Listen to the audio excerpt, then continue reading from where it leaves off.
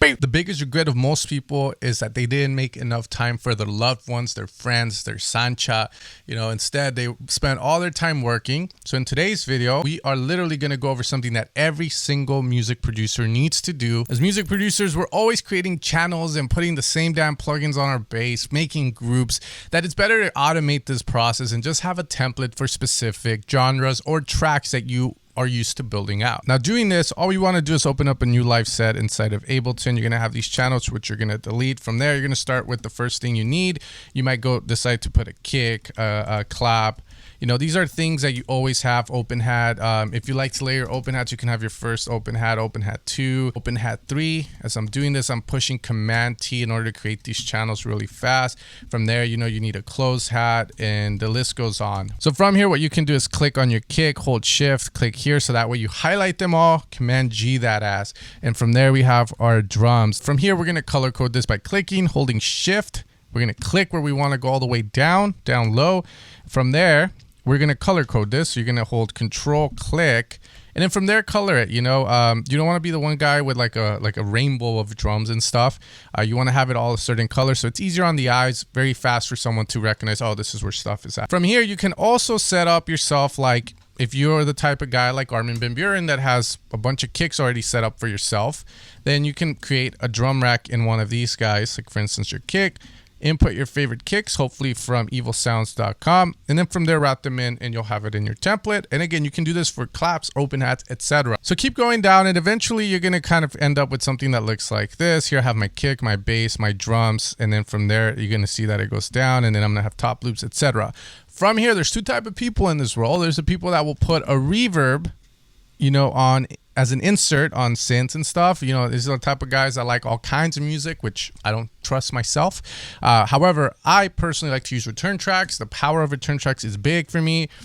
So from there, I will right click, create a couple of return tracks where you can also put like your favorite reverbs and stuff.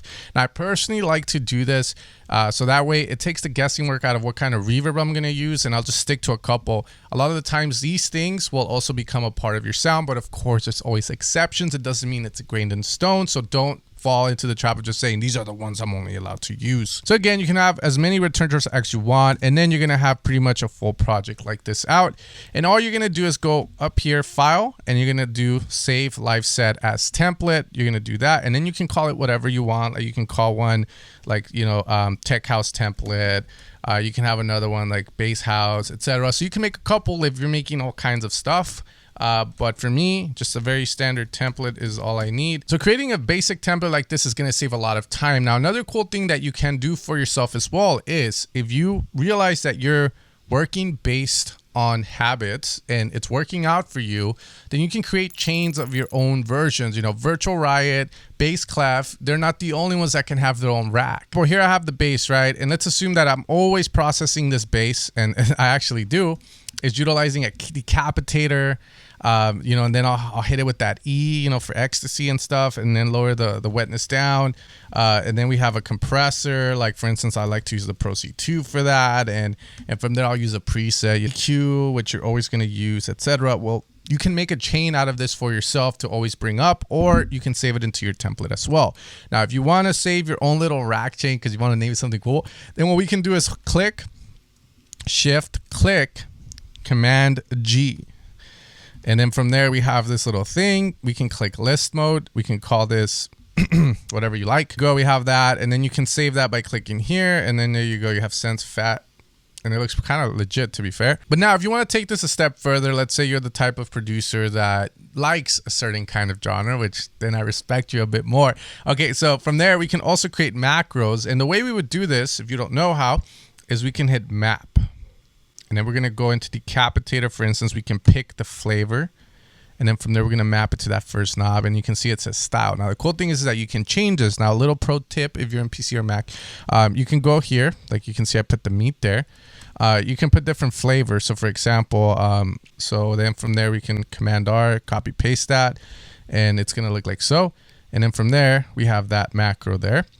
From there, we can also make this, map this drive to our second macro. Now from here, the reason I wanted to put an eggplant is for the drive. For example, let's say that you want to put a limit to it.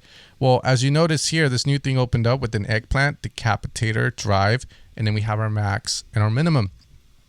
Lower your max down to where you want, so that way you don't get carried away with the power. At max value, you can set it to a certain amount, and the minimum, you can also set it to a certain amount if you want to, control someone and you want to sell them a rack or something. You can put it wherever you want. So it's super cool to do. And again, you can map multiple different things to it at the same time. Now from there, another thing you can do to save a lot of precious time, because remember, our time is limited in this world, is you can utilize your collections on the top left if you have Ableton updated. So one of the cool things that Ableton has put in is the fact that I can go, let's say, to Carvey Q from Kilohertz, and let's say I love this EQ and I'm going to put it into my favorite, I don't know, let's say this blue one is EQ. Then I can right click on it, and now you can see there's a number I can click to color code it, let's say delay and reverb.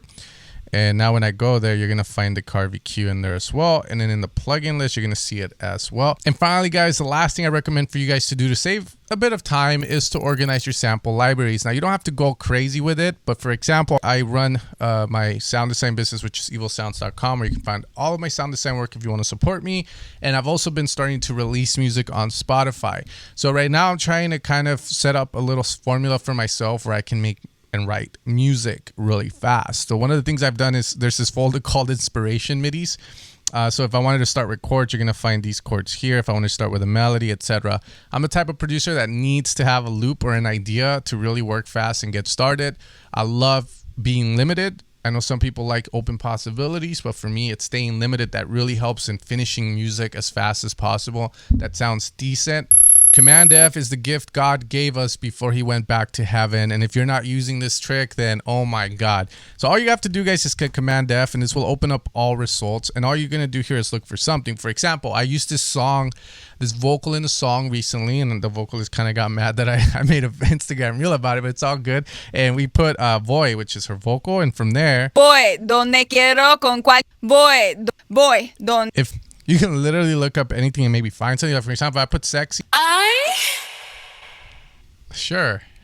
If this video saves you any time, make sure to hit like, leave a comment. And if you want to support my sound design work and are in the market for serum presets, consider supporting mine over at evilsounds.com. My presets are used by some of the big guys and are some of the most usable ones out there. The moment you use them, you'll see why. Other than that, you guys take care and you guys have a great rest of your day.